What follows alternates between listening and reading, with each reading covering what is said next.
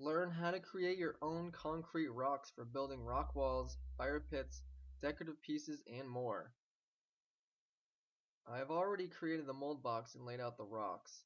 The mold box was built by using plywood, plastic, and cardboard. The rocks are laid out so that their heights are as even as possible. Brush or spray a mold release onto the rocks. I have not come across a mold release that does not work well with composite mold. Just do not overdo it. Using too much mold release will cause undesirable lines and marks in the mold. Some examples of mold release that can be used are vegetable oil, WD-40, Vaseline, and silicone mold release. Once the mold release has been applied, it is recommended but not required for a medium coat of Bubble Buster to be sprayed. Bubble Buster is an easy method to reduce bubbles. It works by breaking the surface tension and allowing bubbles to rise rather than sticking to objects. Now that the rocks are wet with Bubble Buster, it is a good time to pour the Composimold.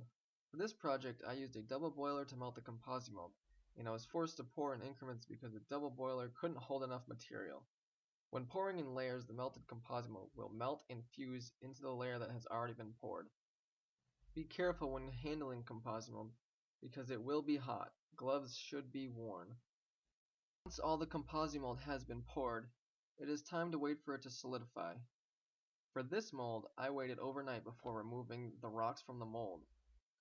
Composimold cure time will vary depending on the mold size and room temperature.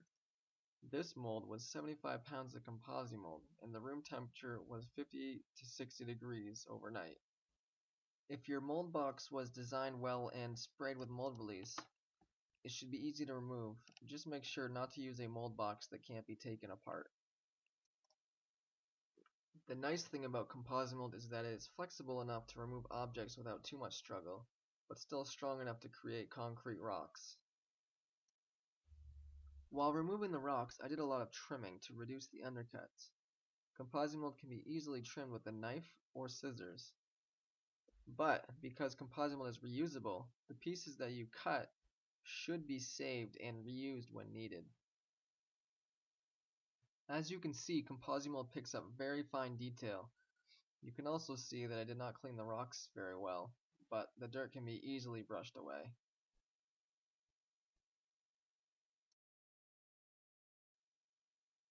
It is now time to prepare the mold for cement.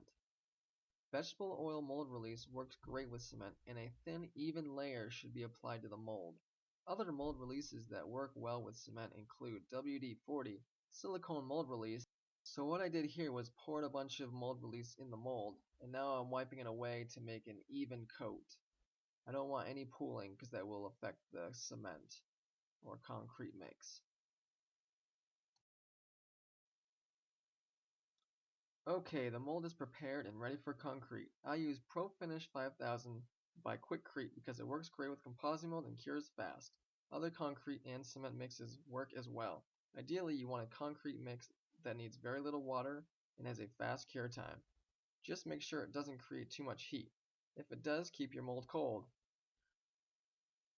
If you are using the ProFinish 5000, follow the directions and mix 3/4 of a gallon of water with 80 pounds of cement. This bag is 80 pounds, so I used 3/4 water with the entire bag of cement, and then I mixed it with a hand drill. The mixture will seem very thick, but that is normal. Just make sure your drill can handle it. Also, it is a lot easier to have help. If possible, have one person mixing while the other is pouring the concrete. But if no one is available, it is possible to do it alone. When molding large parts like this one, it is a good idea to use rebar or a metal mesh to increase the strength of the piece. Now that the rebar is in place, I can pour the concrete. As you can see, the concrete is a thick block, but with a little bit of work, it will smooth out. The easiest way to even out the concrete to remove voids and air pockets is to pat the concrete with your hands, kick the mold, and shake the mold. But for even better results, set the mold on a vibrating table for a few minutes.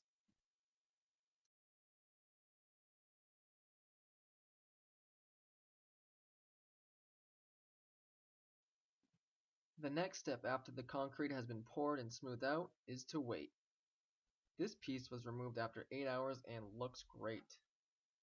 For a smoother texture, a concrete mix with less rocks should be used, or add sand to a cement mix. A cement mix that works well with composite mold is Quikrete Masonry Cement Type N. Let's get a closer look and examine the details.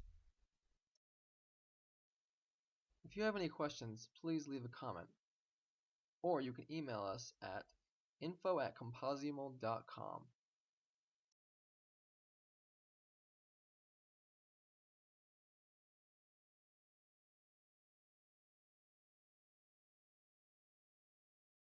Thank you for watching, and for more information, please visit our website at www.composimold.com.